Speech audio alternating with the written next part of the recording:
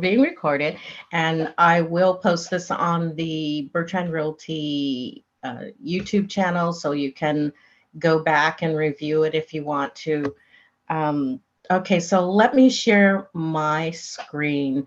And as you know, I did print out. Does everybody have the ability to take a look at the documents that I emailed out? Oh, yeah.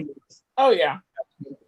Okay, so take a look at the documents for a transaction. Mm-hmm. And so what I want to walk you through is understanding what documents are absolutely needed and which documents are, you don't have to have in a transaction, because you don't have to have every single one of these in a transaction.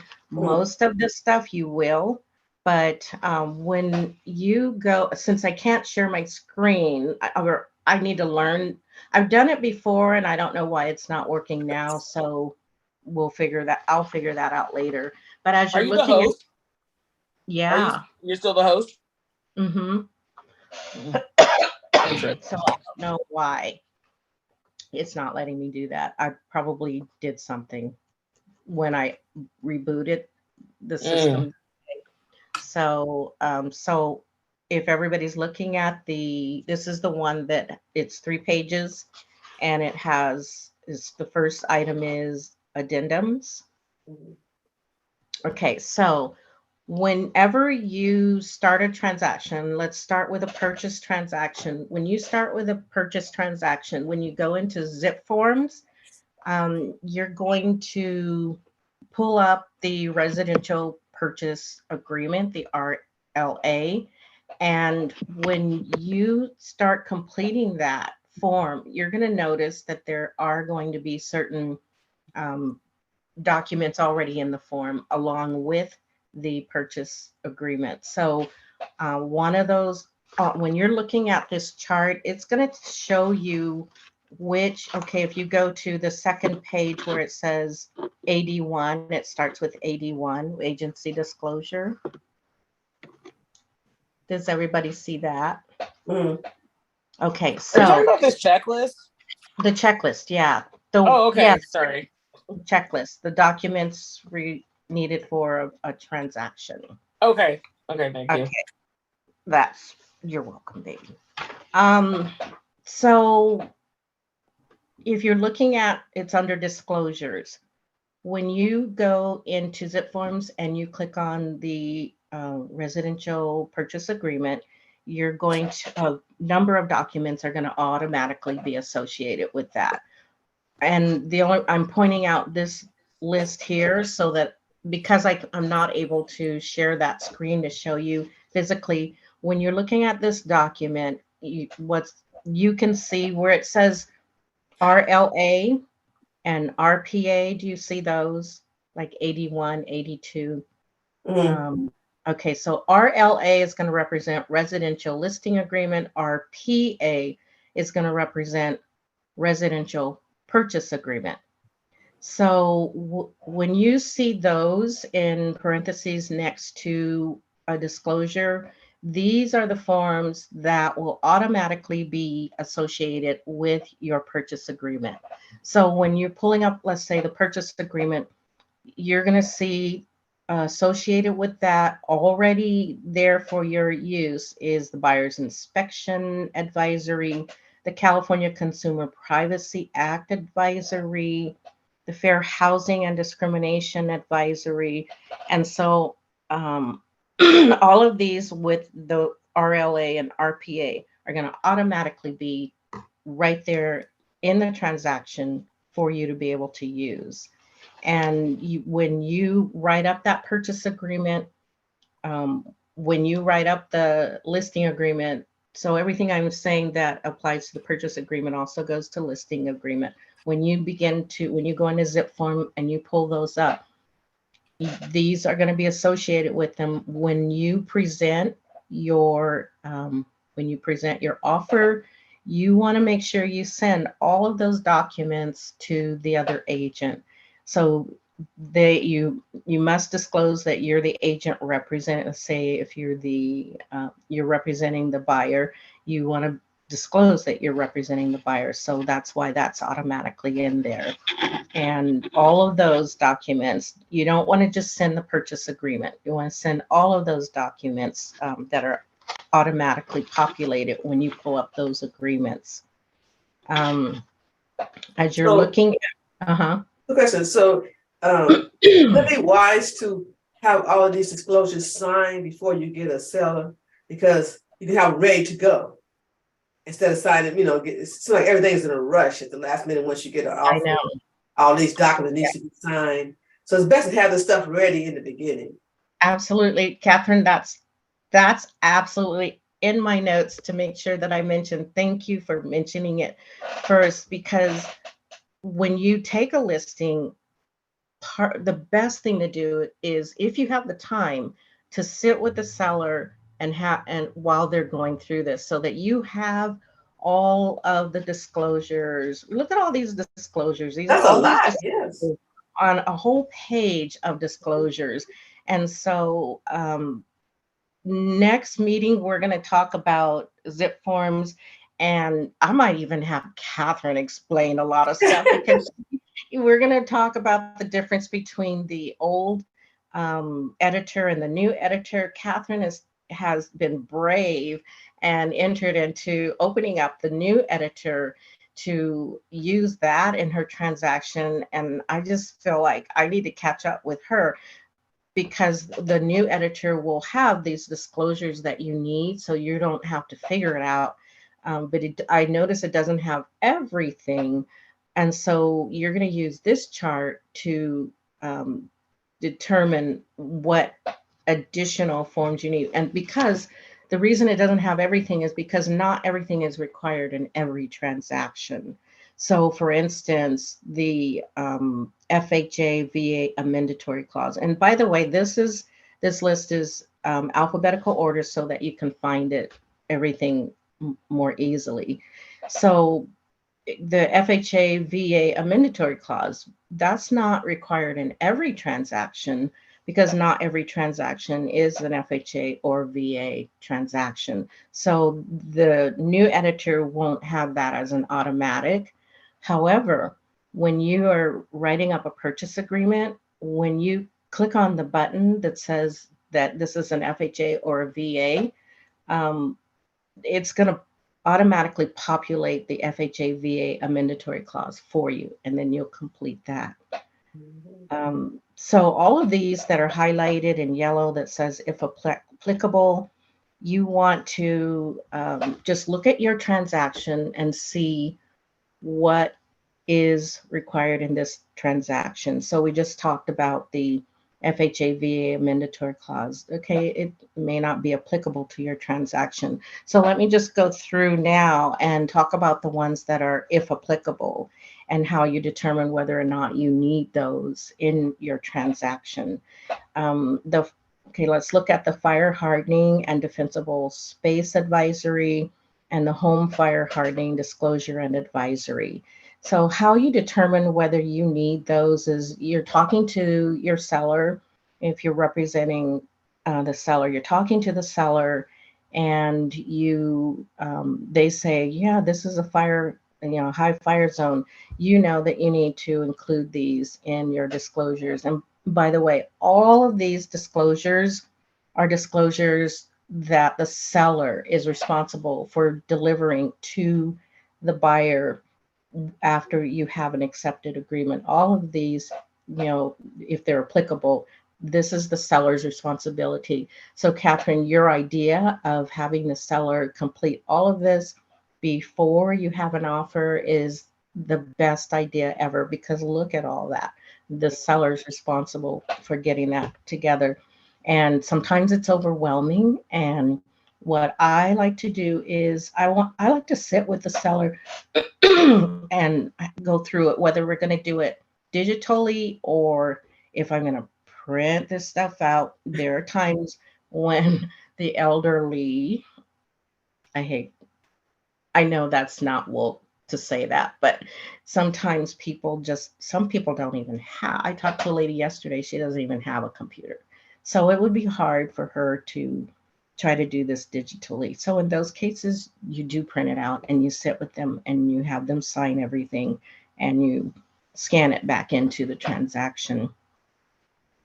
So the fire hardening and defensible space advisory, that's if they're in a high fire zone, and if they don't know, then you as the agent can make that determination whether you want to or need to include this in your disclosure package.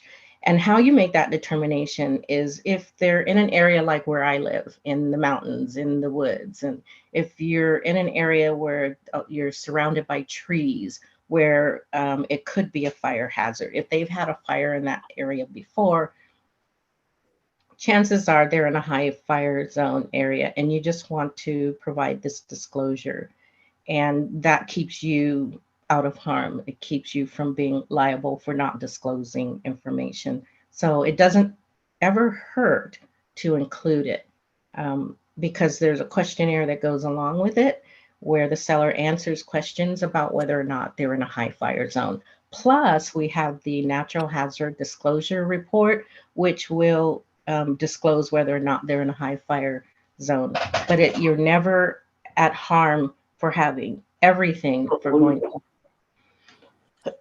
How about you ask them what their insurance is?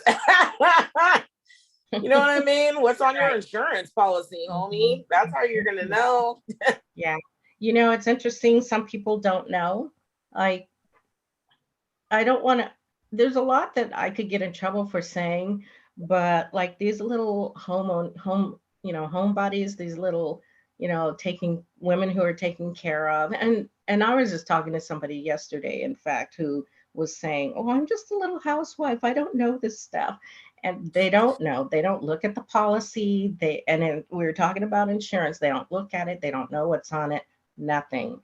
And they were just saying, if my husband died, I wouldn't know how to do anything. So, yeah, but that's a good question for the average person. That's a very good question when you ask them. So now here also we have the wood burning heater, and how you determine if that's applicable is you, first of all, if you know your area, you just know. Again, this is another disclosure that's going to be taken care of in the natural hazard disclosure report. But if they have a fireplace or any kind of heater that burns wood, you want to add this disclosure. Not in every place though. So in my area, even though we're in a high fire zone, we don't have to provide the wood burning heater disclosure. Who writes the rules? Who? You have one at your house, so why would you not disclose that? Well, we don't have to. The law doesn't mandate that we have to. I know. It's However, so weird. if you're in some areas of the San Joaquin County, you have to provide the wood burning heater disclosure. So ridiculous. We don't write the rules, so you just have to know in your area. And so quick question, Marlene. So Yeah. you have to, so some disclosures we have to disclose and others it's just optional. Yeah. However, the home inspection one that's an optional one, right? Or Yeah, no? you don't have to have a home inspection. Okay. So yeah. Now here's the other thing. That's a good question. Yes. So you don't have to have a home inspection. But if they're doing an FHA or VA loan, then you have to include an advisory or disclosure that says, I, as the real estate agent, advise you to get a home inspection. If you don't get a home inspection, you're acting against my advice. So there is a disclosure for that as well. And because you want to encourage people to get inspections, but some people just don't want them. They like, let's just do this.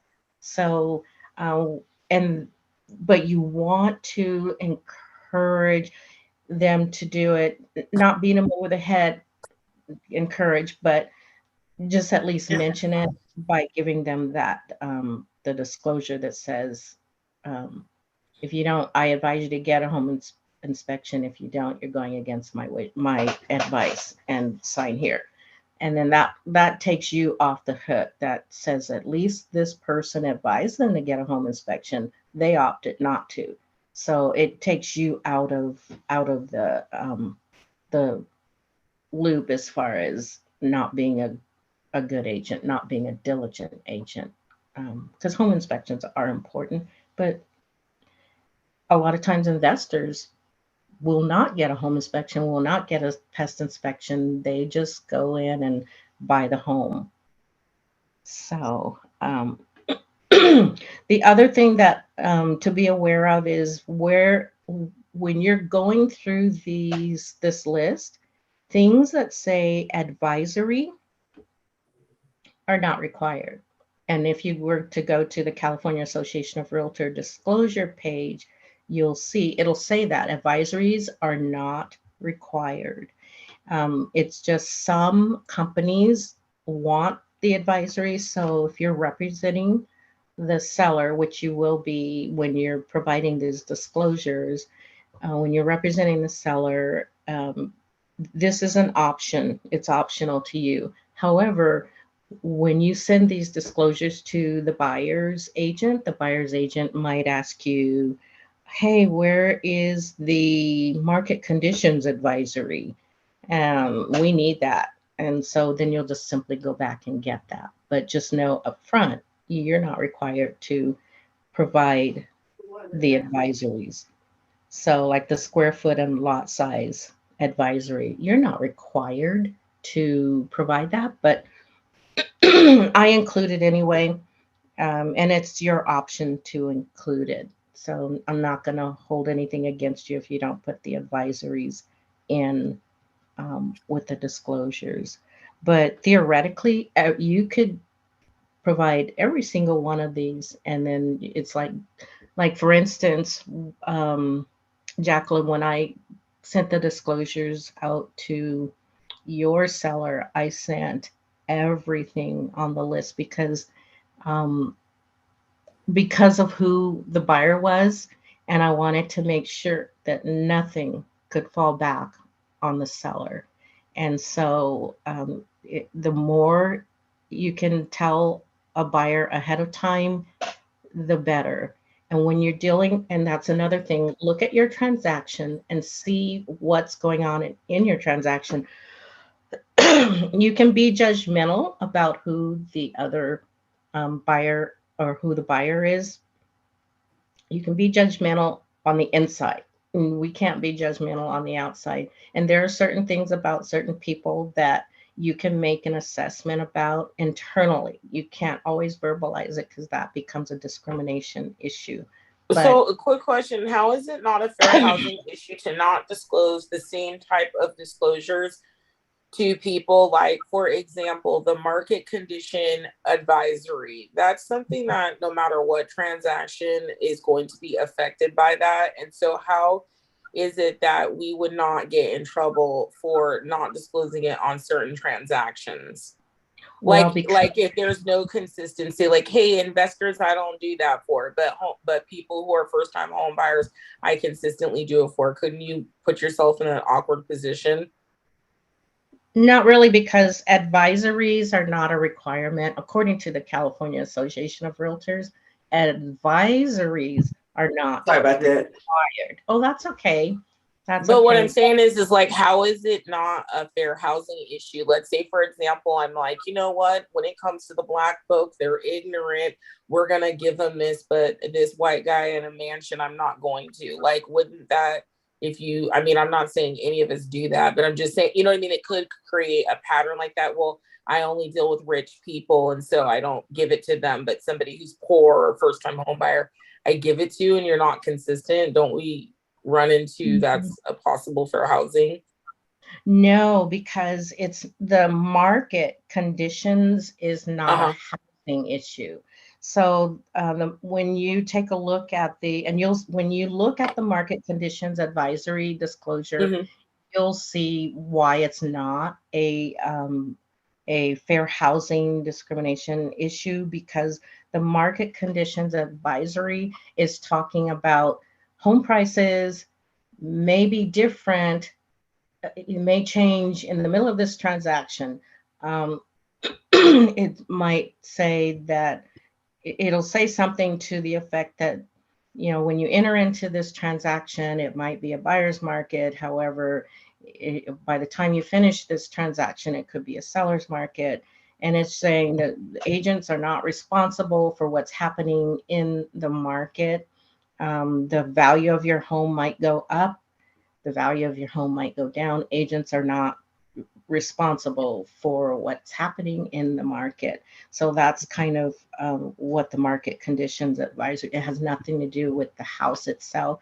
It just has to do with the, you know, economy might change while you're in this transaction. So, like I said, the advice, it's optional to include it. The California Association of Realtors says you don't have to, but you can. And sometimes I go overboard. If I think I'm working with a buyer that's picky, that might come back and try to sue for something, and their language helps you determine what kind of person they are. And we're smart people. We can look at people and hear what they're saying and just kind of know, ooh, I better just disclose as much as I can to. And I'm going to tell you, it has saved me to over disclose. It has saved me. And I don't know if I share with you that one became a national news story where everybody was sued except for me. And that's because I over disclosed, and I actually advised the buyer not to purchase the home. And he was an investor. He saw the money and he wanted to invest after all, because I told him there's something shady with this inspector. And, you know, I made sure he signed that disclosure that said, you know, I advise you to get this inspection and that inspection. And he didn't, he got some other inspection, and things didn't work out, but everybody got sued and it was on the national news. And the only one who didn't get sued was me, because, hey, I overexposed, I over disclosed. And it never hurts to over disclose, but it will hurt to undisclose. And just be aware the advisories are not required, but you can include them. And oftentimes I do include the advisories. So, for instance, let's go back to the fire hardening and defensible space advisory. We can make the determination of whether we need to include that or not. And that again is looking at the surroundings and saying, hey, this looks like it might be a fire hazard area, because you can't count on the seller to know everything, their property or anything sometimes. So we make that determination, and it doesn't hurt to include it. If you're questioning whether it is or it isn't, it doesn't hurt to include it, and have the seller go through the process of determining if they're in a fire. Have you ever had a fire? Have you had a fire in the last 5 years? There's a bunch of questions involved with this disclosure. So, but it doesn't hurt to put it in. It doesn't hurt to have every single one of these. So for the FHA VA, you don't need it if it's not an FHA VA. So I'm going to continue with this, but does anyone have any questions about anything? Okay, so let me just circle back to wood burning heater. So Catherine, you weren't in the room when we were talking about wood burning heater. As the agent, you're the one who determines if that's appropriate or not. If you know the area, then you can determine what you would know if a wood burning heater disclosure is required. If they have a fireplace, you can include it. If they don't have a fireplace, of course, you don't have to include it, but you still can, because it's a questionnaire that the seller completes and signs. If you're in the Stanislaus, if you're property is in a Stanislaus area, then you must include the wood burning heater. And I was sharing how some areas you don't have to include this disclosure, even if you live in a high fire zone area. Like in my area, we're not required to include the wood burning heater disclosure. Why? Nobody knows. But we don't make the rules. Somebody else does, and we just abide by them. So, do you have a question on the wood burning heater concept, Catherine? Oh, no. Good. Okay. So let's continue with the notes side of these disclosures. So you can see on the notes side where it says that the home is built before 1960, the earthquake risk disclosure. So California says that if the house is built before 1960, you do not have to include the earthquake risk disclosure statement, because homes built after 1960 supposedly are built stronger and able to withstand earthquakes. However, even if the house was built after 1960, some agencies want you to still include that. So just know that you're not required to provide it. However, some agencies may ask you to, and you could be saving yourself time to just go ahead and include that statement, because again, that's a questionnaire that the seller completes, and they state whether or not they're in a earthquake prone area or not. So let's move down to lead-based paint and lead-based paint disclosures. Like, this is another one that if your house was built before 1978, you must include the lead-based paint and hazard disclosure. Now, this is one where if the house is built after 1978 or after, you don't even have to bother with this one. It's not even a question of making a decision whether you include it or not. You just look at the age of the home, and that tells you if you need this disclosure, because after in 1978 they started making paint that did not include lead, so we don't have to bother with that disclosure. So moving down to right to farm. Okay, so this one is found in the natural hazard disclosure report, the right to farm. It's not a separate form that you have to provide. It's in the report, but you do have to extract it from the report. And that's something we'll talk about when we get into zip forms. I'll show you how to do it in zip forms. Moving on down to the wood burning heater. Of course, this report is in the natural hazard disclosure, so you don't have to provide it separately. You can, but you don't have to. And again, you would just want to extract it from the natural hazard disclosure report. So moving down this list, you're going to come to the preliminary title report. And now this is a report that is provided by the title company. So it's not something that you have to come up with, but it's provided by the title company. So when you're looking at all this entire list of disclosures, the property tax record, you can get that from Realist Tax. And that's a document that needs to go into the files. And when we talk about zip forms, I'll be showing you how to set it up to where you have a place to put all of these disclosures and have them in the transaction before you close escrow. For the most part, all of these, looking at it, you as the agent will determine what's required in the transaction. You cannot go wrong by having all of the things on this list, except for the FHA-VA. You can't go wrong by including all of these things in your disclosure. And all of these things, like page 1, 2, and 3, all of these things need to, if they're applicable, go into the transaction. So let's move over to inspections and reports. That will be the third page.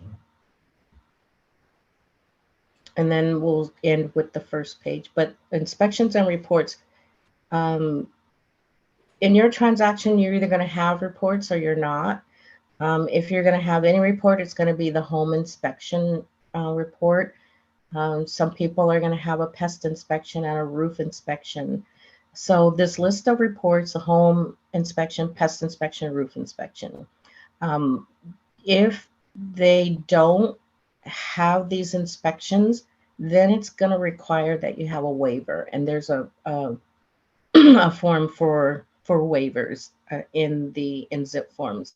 So either if they have the reports, great. If they don't, let's say they just have a home inspection, then you're going to have to do what's called a buyer's inspection waiver for the pest inspection and roof inspection. If they don't have a septic or well, then of course you don't have to have those reports. And then where it says certifications, if they don't have certifications, then of course that also goes into the buyer's inspection waiver. We call it the BIW in this industry. The closing documents, these are things the title company is going to provide to you. So it's not something you're going to have to take to put in the transaction from the sense that you have to come up with them, but the title company will come up with the final HUD. The title company will come up with the commission demand instructions. So Catherine and I, we're working on that one since yesterday. Title company, you saw, sent the commission demand instructions. They're going to send us a copy of the commission check, the FERPTA, which is the seller's affidavit of non-foreign status, and the preliminary title report. They will have already sent that to us, but now we need the buyers and sellers' signatures on that, because the preliminary title report is all about the property, the plot lines, and the map and everything. So the buyer and seller, they need to sign off on that. Seller is acknowledging that this preliminary title report is correct, and the buyer is acknowledging that they saw it. So, okay, let's move on to the first page. And I'm calling this the transaction page because these are all the things that go into a transaction. And I separate them out because they're not disclosures, they're not closing documents, but these are things that are in the transaction applicable to you doing a purchase agreement. And so you can just scan it, going down the line. In a transaction, of course, you're going to have the purchase agreement, and you're going to have any addendums and counter offers. When you're working with the seller, you're going to have a seller's net sheet. When you're working with the buyer, you're going to have a buyer's net sheet. And that's something, when we have our session about Zip Forms, I'll show you how to calculate those to get those forms to the buyer or the seller. You're going to have the EMD, the earnest money deposit receipt. If there's an extension of time, you want to have that. Any addendums, anything dealing with the purchase, that's going to be in this section here. And so rather than just reading off all these things, I just want you to know that all of these things will need to be in a purchase agreement.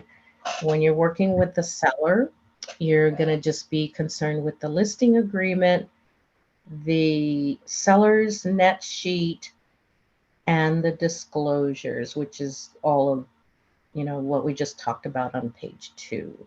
Mm-hmm. So, and then as far as at the very bottom where it says trust fund log entry, I will take care of that because it goes into the broker's records. And so I will, when the title company sends me the receipt for the earnest money deposit, then I take it and I enter that into the trust fund log for the brokerage. So that's not something you have to do, but it is something just for you to be aware of that goes in a transaction. So, and I know I'm just talking, but Do you have any questions so far? All good? Okay. Yeah, it's fine. The list is compiled very nicely, so it's a very easy way to reference to see if you have everything. Because Mhm. it's easy with things being super automated to trust that it's automated and doing it correctly. But this is a nice broken down list to kind of Mhm. help make sure everything's in there. Thank you. So I extracted it from I went to the California Association of Realtors disclosure page. And so it's extracted from that. But it wasn't in alphabetical order because I find that when I'm trying to check mark, because I'm a check it off out the box kind of person, it wasn't in alphabetical order. And I was taking up a lot of time just looking up and down and up and down trying to find it. So I put it in alphabetical order so that it's easier to check the box and note whether you have everything here. And so you'll see at the very top of the page the property address, the assessor's parcel number, the year it was built, escrow number, contract date, acceptance date, close of escrow. The reason I have that up there is because when you're ordering the home inspection, the home warranty, when you're opening escrow even, you're going to need one or all of this information. So when you're opening escrow, you're going to need the property address, the contract date, acceptance date, and you're going to need the purchase agreement and any addendums. So to order escrow, purchase agreement, addendums, and counter offers. Those are things you're going to have to be sending to the title company, and they're going to open escrow, and you're going to put that number here and the close of escrow date. And the year built, you're going to need that to determine whether or not you need the other reports like the earthquake risk disclosure or the lead-based paint. So the date helps you can just go back to your form, look at the year built, and that'll help you determine if you need those disclosures. The assessor's parcel number comes in handy when you're going to be ordering the natural hazard disclosure report. So, and the escrow number, when you're ordering the hazard report, anything that's going to be paid out through escrow, when you're ordering those reports, you're going to need the escrow number, parcel number, and address. So it's just handy to have that information in one place where you can just go extract it. Mhm. So not looking all over the place for it. So if every time you get a transaction, if you pull this sheet out, you're going to be in good shape, and you're not going to be at a loss for, oh no, what do I need for the transaction? This is what you need for the transaction. Yeah. Wondering. You're not going to be wondering. Oh, let's go into this area where it says MLS listing printout, MLS. So the MLS listing printout, law requires me as a broker to have a copy of when the listing is active, in the MLS. So I just go there and download the MLS when it's active, when it's pending, and when it's closed. It's just a record of, it's just like a documentation of history, a timeline. Okay. So just note that when we have our next meeting, I'm going to be showing you how to get the seller's net sheet and the buyer's net sheet. So just note that these are things we're going to discuss next time. Okay, so let's move into the transaction. The transaction, I don't know, I call it a information sheet, a worksheet. So just have that handy. Okay. Yeah. Yeah, I have it. Okay, cool. Okay, so Again, on this transaction sheet, whenever you have a transaction, it's good to also have this pulled up, and I'll explain why. So you know, write the transaction address. The APN is going to be important. And you're going to have both of these. Now, if you're digitally connected, you don't have to print them out. You can just work it on your system. But I print them out for every transaction, and I put them in a little binder called transactions, and I just keep it handy. So whenever somebody calls me about the transaction, I just have that information here. You guys think I'm smart, but when you're calling me and you're talking to me, so what about blah blah blah, this and that? Oh, that transaction closes on uh, June 8th. I just know, because I have it all here. And you might be thinking, man, this lady, she just got it all together. No, I have a little cheat sheet going on here. So, and it just helps you to be able to, when someone calls you, the other agent calls you, or the title company calls you and they want information, because you have it handy, you're able to just be quick and give them the information they need right away. So you can see I have the seller's agent, all of their information. You want that. You can even find a place to put their DRE number um, on here. But the seller's agent, so the seller's agent, the buyer's agent, you even want their transaction coordinator names and contact information, because there are times when you're going to be calling them, emailing them, talking to them about the transaction as well.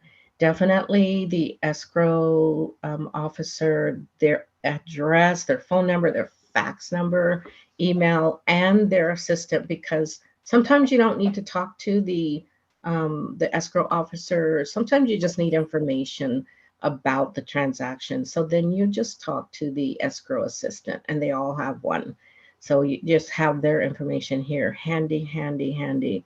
It's good to have the seller's name, phone number, and email, as well as the buyer's name, phone number, and email. And the reason you need that information is because when you're ordering the home warranty and the natural hazard disclosure report, they're going to ask you for this information. And some companies won't generate the report for you unless you have both the buyer and seller name, phone number, and email. So it's good to just have that handy right there so you can talk intelligently about your transaction. And then the other thing that I like to do is highlight the transaction. Just what are the highlights? Every transaction, 16 pages long of what's required to take this transaction to close of escrow. But there are certain things that are just the highlights. You've negotiated the transaction. Now you want a place to look quickly to see when the disclosures are due, when the transaction's going to end, when their good faith deposit is due. And you don't want to be going back and forth to the transaction, 16 pages long, to get this information. So at the beginning of every transaction, before I even open escrow, I will go in and look at the transaction and enter that date. There's so many times when you're going to need the date the offer was accepted. You're going to need the contract date. And when we go into our discussion on zip forms, I'll show you why this first box is very important. So knowing those dates, because you're going to need that when you're setting up your checklist for a transaction. Quick question: is there a place to put on here, or for the lender? Because when you're working with the buyers, a lot of times you need to know the lender, because you got to call and holler at them to be like, "Hey, I need that letter so I can make the offer." A lot of times they don't go through. I'm going to add that, because that is true. There are going to be occasions when you do need to talk to the lender. So you know what? I'm going to revise this form. Thank you, Monique. No problem. And I'm going add lender information. That was that Fannie transaction. Just like Yeah. skip the buyer. Let's just get to the chase. So I'm gonna add lender information to this, the top part. Thank you for the Yeah. buyer's name, phone number, and email. I rarely have to, but there are occasions when I do need that lender information, and having it all, everything all in one place, all the parties to the transaction and everybody involved. And I could make this even longer by adding the home inspector information too. I rarely have to refer to the home inspector in a transaction. But it might be handy. And speaking of that, when you go into Zip Forms, there is a thing called a cover sheet, and that's going to be in the Zip Forms discussion. That's where you would enter the lender information. All of this information and plus will be on that cover sheet. And the more complete you have that cover sheet, the more information you have, the easier it is to compose or construct purchase agreements, and that you can actually just refer to that instead of this if you want to.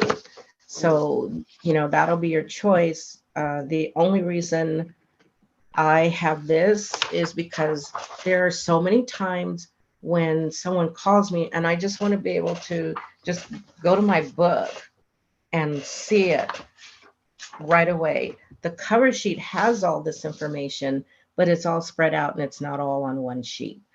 And it's not as, I feel like, not as easy to go through, but it does have all this information, but just not succinct.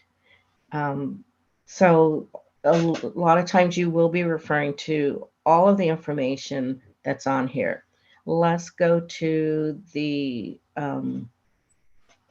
middle of this document and look at where it says, due in a number of days and what the due date is.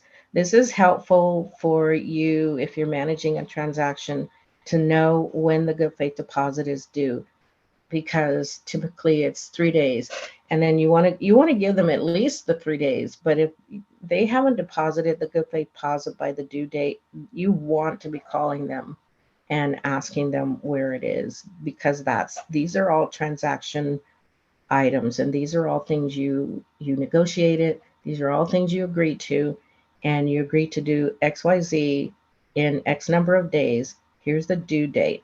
And you want to make sure you're contacting people if they're on the due date, if they haven't done it. Here's why: because if things aren't done by the due date, you're out of contract. So it's your job to keep your client in contract. You can't just let dates slide, because even on the contract itself, it says time is of the essence. And time is of the essence in a purchase agreement, because when things aren't done on that date, you're out of contract. You're no longer in contract. So, and anybody can pull out if they wanted to. So it's your job to make sure everything stays within that due date, and don't just let it slide. So let's say, for instance, the loan contingency removal is in 15 days. And then on that, let's just say, for example, that date is May 15. And if on May 15 they haven't removed the loan contingency, you want to send out a notice to perform. And they have to sign that and say when they're going to get the contingencies removed. So whenever someone's not performing, it becomes your job to send out a notice to perform. Now, you can be totally proactive and send those out 2 days before the due date. What tends to happen, I mean, that's your option. You can do it. What tends to happen is people become hurt. They act like, why are you rushing me? Because maybe they did intend to have it, but you sent out this notice to perform. You got 2 days before the due date to get this done. Sometimes people become offended, but it's your job to stay in within the due date, and don't let anything slide. When you see that date here and it hasn't been done, get on the phone to the other agent and ask what the holdup is. And based on what they say, then that's when you pull out your notice to perform. If they can't do something, let's say they can't close escrow by the 21st, well, then you, at that point, you pull out the extension of time and complete that, have that signed so that you stay in contract. And these extensions and performance clauses, those are to keep you in the transaction, because when you're not, anybody can pull out. The buyer has every reason not to perform if you don't give them that notice or that document. So also moving down to the very last box, where the first line is escrow fees. So a highlight of the transaction is going to be escrow fee. Who pays the escrow fees? Buyer or seller, or maybe the buyer pays 50% and seller pays 50%. You want to know that. You're supposed to know it, but you can come here and just kind of, look at your little cheat sheet and know who's going to pay for the owner's title insurance policy. Normally it's the seller, but you might have negotiated, well, we want the buyer to do it. But just know that normally that the owner's title policy is paid for by the owner. Normally the county transfer tax and the city transfer tax, if there is one. In our areas, none of our areas where we work or live right now, including the Bay Area, we don't have city transfer tax. So that's why you'll find most people putting seller to pay for city transfer tax if applicable. So just know from experience that your area does not have city transfer tax. So when you see that on a contract, just know that even if they say seller to pay, there is no pay. So that's going to be zero from the seller side. But there is always a county transfer tax, and that amount is usually $1.10 per thousand of the purchase price. The home warranty, who's going to pay for that? Buyer or seller? And what's the maximum amount that for the home warranty? Natural hazard disclosure report, who pays? So these are all of these items on this page are going to just be the transaction highlights and who the parties are, and you just have them handy at your fingertips. So you have any questions on this form? No? Okay. So let me see. So today we were just discussing the documents that you need when doing a purchase transaction and when doing a listing transaction. And pretty much it's the same. When you're the listing agent, you're the one providing all of the disclosures.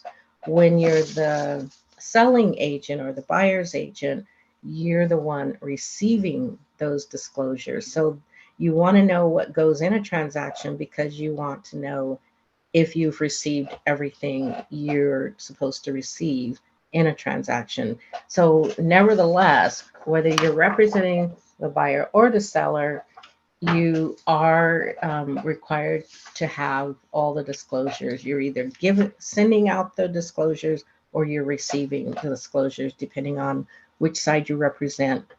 When you're representing the buyer's agent, you're going to have the buyer's net sheet, and things related to the buyer. So when you're like this buyer's inspection advisory, oh, bless you. So when you are representing the seller, you're going to have the seller's net sheet and the seller's seller advisory. So those are going to be the only difference, and you'll know by what it says whether it's just for the buyer or just for the seller. But in any event, whether you're representing buyer or seller, you need the disclosures. You're either giving them out or receiving. Now, with regard to, I think, we already talked about that. If you're representing the seller, yeah, try to get those disclosures before you leave, when you take the listing, or as soon as possible after you take the listing. Let me see if there's anything else. I think that's it. So, does anybody have any questions or ideas or? So this disclosure are all in one packet that you can send.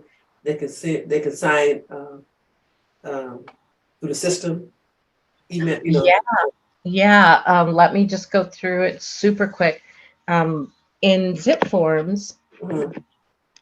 if we're smart agents, we'll start using if we're smart like Catherine, we'll start using the new editor, the new one. When you go into Zip Forms and you pull up a form, you do have the option right now until I forget what the date is. I think it's sometime in September. They're going to do away with the old editor, and so it does us good to learn about the new editor.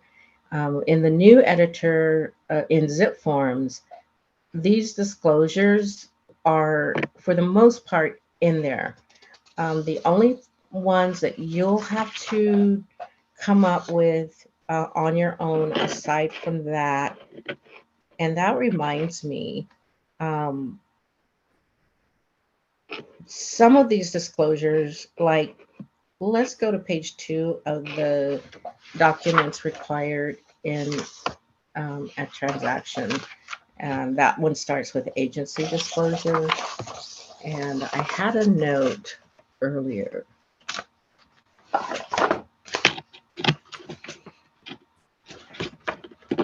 Let's see if this is it.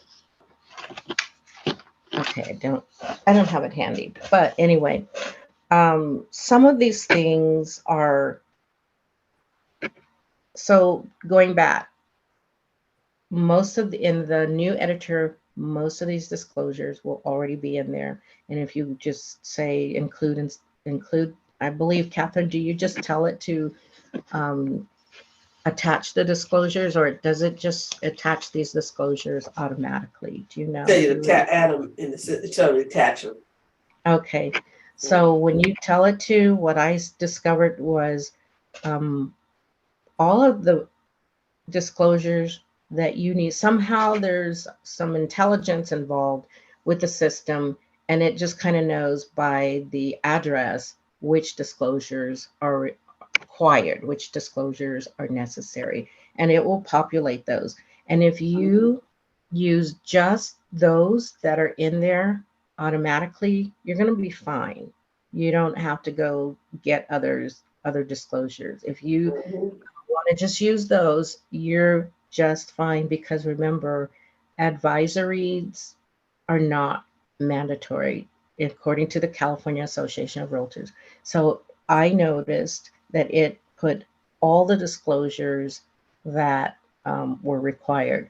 And here's what is good about completing that cover sheet as best as you can, because we're dealing with artificial intelligence. When you go to get the reports that you need, based on the information you entered into the cover sheet and the summary, that's going to tell this program what disclosures are required. And so you don't have to go and get additional disclosure. You don't have to, but you can add disclosures such as going down to the water conserving plumbing. That's not required because that's already going to be in the transfer disclosure statement. The water heater and smoke detector statement of compliance.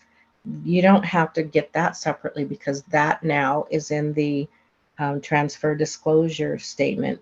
However, when you're working with other brokerages, because they don't keep up with what's required, they're going to ask you for the water heater and smoke detector statement of compliance.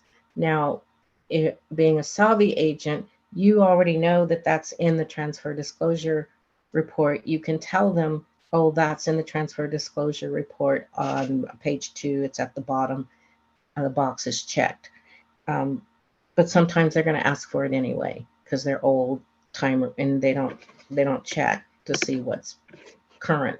And they don't get paid by their broker unless this is in there. So you'll just take it upon yourself to give it to them, but it's not required.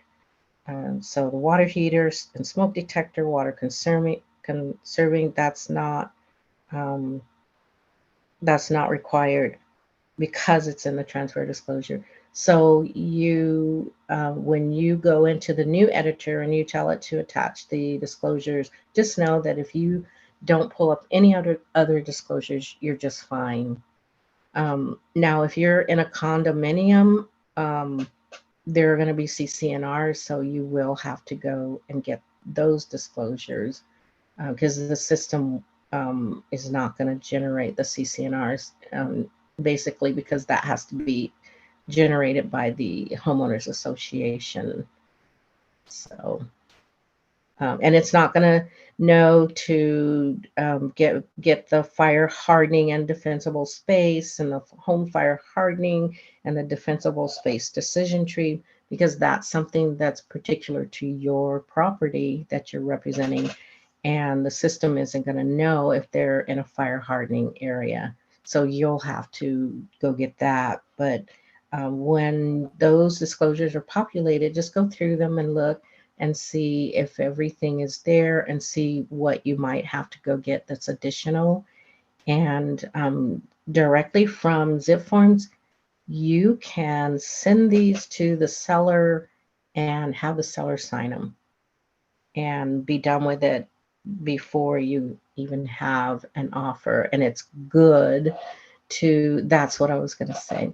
It's good to have this all done as quickly as possible, because when you, in your transaction, when you look at the purchase agreement, you will have negotiated how many days the seller has to get disclosures to you.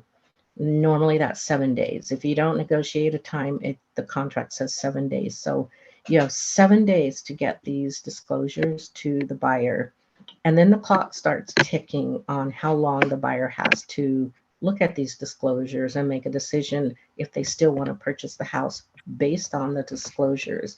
So if you take 7 days, then the buyer has 5 days to look at these disclosures and decide if they still want to purchase the house. So you waited 7 days. Now the buyer has another 5 days. So that's 12 days.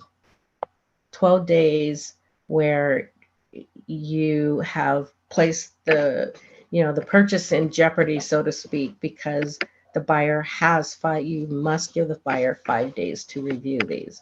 I like to give it to them as soon as possible because I know they have 5 days to look at it. If I give it to them on day 1, then that I'm only 5 days in, they have to make a decision. And so now it's like, if they don't have anything negative to say about the property based on the disclosures, then you have that behind you. And now you're just waiting for the loan to come through and all the inspections, home, termite, roof inspection. And usually those are 17 days out. So you've gotten rid of their decision based on the disclosures. Now you're waiting for them to make their decision based on the inspections. And the sooner the inspections, the better, because they have 5 days to look at reports and make a decision.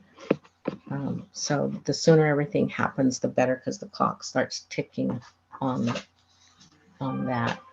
And you take your seller out of jeopardy faster when you get things done more quickly.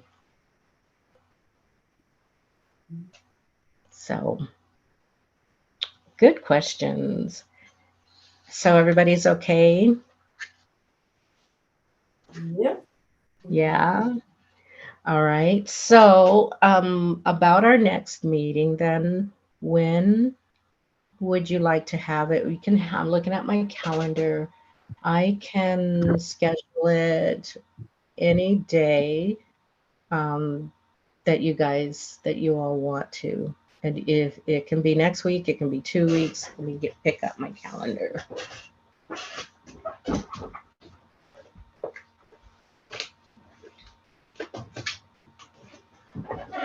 And we don't have to make our meetings like regular meetings. We can have it once a month, twice a month. We can have meetings as often as you feel like you want for learning. Just knowing that the next meeting, I'd really like to talk about zip forms, because that's one of our basic tools in this business. And we really do, even if you have a transaction coordinator, you really want to understand it, because what if your transaction coordinator gets sick? You're going to have to know. And plus, if you know how to use the system, then you know when they're not doing their job too. And sometimes you want to save that money, and you want to just get in there and be able to do it yourself. But so for the next transaction I have, you think you walk me through everything? absolutely. I see if I can pull it through, even though I'm tired. Yeah, I know, Catherine, you work way too hard. You are working, you're getting things done, and I know you're tired, and I know I'm asking, like, can you get this done? Can you sign this? And I know you're tired. You get on the road and you get home. I know you just want to crash, but you're there. You're doing everything that needs to be done when it needs to be done. There's never a hesitation on your part. And I know you're tired. I know you're tired, but you're getting it done. And this transaction you're in right now is going pretty smoothly. And a lot of that has to do with you and how you manage your client. That's another thing we have to do, is manage our clients, and find easy ways to tell them, hurry up and get this done. Hurry up, hurry up, hurry up. We have to be really good at that. And I know all of you have been really good at talking to your clients, managing their expectations, managing how quickly they respond to things, explaining things to everybody. So let's see, I have a date of June 10th or 17th. I'm down for the 10th. Okay. Because I don't know what my husband's going to want to do for Father's Day weekend. So I don't want to clog that up. So we have 2 for the 10th. Catherine, what are you thinking? The 10th will be okay. Okay. Now, is this 8:30 time frame working out for everybody? Or so for me, 8 is too early. I'm like, my eyes are still opening up at 8. I mean, I get up at 6:30. I'm almost finished. It's not really going to matter for me. I get off at 7 in the morning. So it's probably better if we keep it at around this time, because if we do it later, I probably will be asleep. Okay, babe. All right. Sorry. I can call you babe.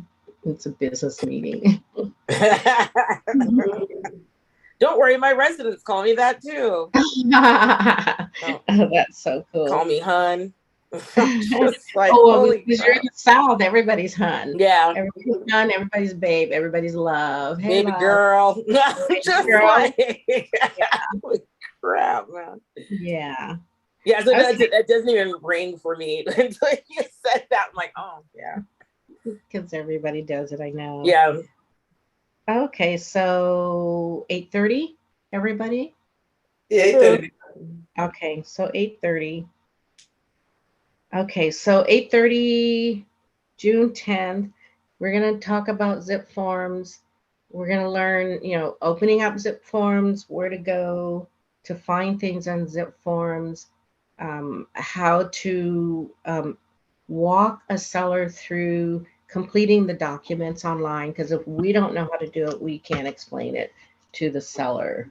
Learn how to send these disclosures to your seller and get them to sign. We're going to learn how to set up ways to quickly retrieve the documents, like say after assigning, before I send a package out for signing, I like to create a folder called signatures received, so that when after the signing, I just go there to get the documents that were signed. I don't have to scroll through and just try to find it. And once I get those documents, then I move them. And so I'll be showing you how to move the documents out of signed to maybe send to buyer. So I'll create all of these folders ahead of time, and then it helps me maneuver through the transaction. And this is what your transaction coordinator would be doing. But I feel like it's important for you to know what to do, how to do it, how to manage these documents, because there's a lot of documents, and it just makes it easier if you use zip forms, and if you use it in a way that makes it easy for you to keep track of these documents, how to retrieve them quickly. Because if you just let everything go into one box, you're gonna waste time trying to find them. So using zip forms, digital ink, all of that, not everything, but the things that you need to know, like first off, so that, let's say I'm on vacation and I'm in Hawaii, I'm on vacation, and you need to know how to do something. I can't reach my broker. So I want you to be able to at least go in and be able to do that on your own. And I am always here. Just because we had a class on it doesn't mean you're going to be proficient in it. Just, you can always still call me and ask me, and you know that I'm going to be here for you. I don't care where I am. I could be on vacation. I could be in Alaska. I don't care where I am, what I'm doing. Whenever you need help with something, my job is to be available and to help you. And I love it. I love it that you do call and we work through it together, because it also helps me when you're calling about something. It helps me to know what to talk about in the meetings. It helps me to know how to get you proficient. So I think, oh, that link that I sent you, it's a good idea to go and watch that video. It will at least give you an overview, and you don't have to take notes or anything, but it's over an hour and 15 minutes long. You just, when you find time during the week, it's a webinar. So if you, and I don't know how to maneuver through a webinar. So I say, if you can only watch 15 minutes a day, keep that webinar up, because if you go retrieve it again, it's going to start from the beginning. And so just never take it down. Just keep it up until you're ready to continue watching. Okay, So I just have a I think, question. So I'm a referral only agent, so I don't have access to zip forms or any of these forms. So is this going to be productive for me to be here? yeah, because zip forms, it's a national system. Oh, okay. Okay. I Yeah, wasn't zip sure if forms it was is, just to yeah, California. no, it's national, and so it will be productive for you, because when you Okay. start doing your transactions, oh, and thank you for bringing that up, because you'll need to go to YouTube. All of the things that are in that Zip Forms webinar, and this applies to everybody. If you don't want to do the webinar, and it might even be better to just go to YouTube and look up Zip Forms, just type in Zip Forms. And that way you can go back to where, pick up where you left off. So in YouTube, just type in Zip Forms and it'll bring up everything you need to know about Zip Forms. The one you want to watch is the beginner one, and just go through it and learn as much, just watch it. You don't have to take notes, because I'm going to show you what's the most important to know anyway. So thank you for that, Monique. That was good. Okay. So I have a question, because I'll be out in Tennessee. It'll be like a Tennessee Zip Forms. Mm-hmm. Okay. Yeah. But So maybe I'll just go watch like a Tennessee zip form, because I do remember how to use zip forms in California. So maybe I need to go look at one for Tennessee and maybe see what familiarize myself with some of those forms, because that's actually one of the challenges that I'm having because I'm not taking a whole course. I'm trying to go national. So that's why I was curious about that. I was like, I remember how to like do the functionality of like sending and setting up folders and all that stuff. But yeah, I was just thinking about that. Maybe I should find one where it focuses on like Tennessee. Yeah, Because there's going to be forms I'm not going to know. And that's the other thing too, is like this. I need to know the different forms. The disclosures for Tennessee will be probably less intense than California, because California overkills. And so you're going to be like, only one disclosure. Wow. Oh, yeah. Right? Yeah. So it'll be a whole lot less than California. It probably will be just the TDS and seller property questionnaire, and probably just be that. I maybe flood, I don't know, but it's not going to be much for you. And so yeah, there's way less regulation out here. It's crazy. I'm like, what? You don't have to tell them you don't have to disclose if somebody died in the house. Like, yeah, you don't have to disclose none of that. I was like, what? And I was like, somebody could die in there. Like, no, that's your problem if you're superstitious. I'm like, what? You know, and building codes are different out here too.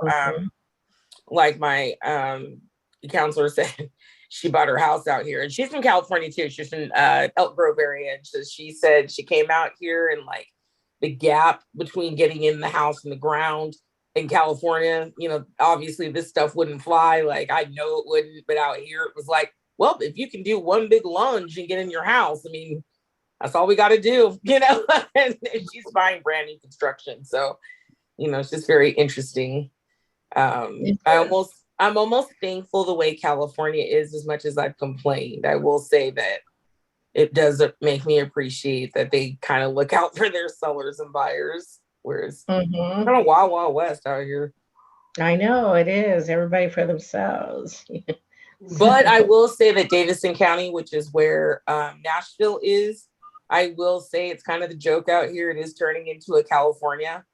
And I'm not in Davidson County, I'm in Robertson County, but it is part of like the little tri area, kind of like Roseville, Sacramento, you know, that area, like how they classify those different cities in the area. And it is just starting to it's kind of like California. So like my area isn't like that. I'm like what you'd consider maybe like the Placer County, you know, like the rural area. So we don't deal with any of that, but you go to Davidson County and it's really starting to mirror California, like when it comes to their leasing, some of the rules and some of the regulations that they're offering. So it is kind of getting more strict out here, but just in certain areas. Yeah. So it's pretty interesting. It is. That's because Californians are moving there. So that's why they're bringing their stuff. Which is annoying. You wanted to move out here because you didn't like that. So stop bringing it here. Yeah. I know. So, okay. So I've looked at my notes and I think I've said everything that needed to be said. We have our meeting scheduled for June 10th. At 8:30, we're ready to go. And I am so grateful that you all joined me today. And I hope it was beneficial. Be sure to contact me and get additional information if you need it. Okay? Cool. So with that, everybody, have a great day. Have a great weekend. And we'll talk next week. Bye, Jeff. Bye. Bye. Have a good day. Bye. Bye.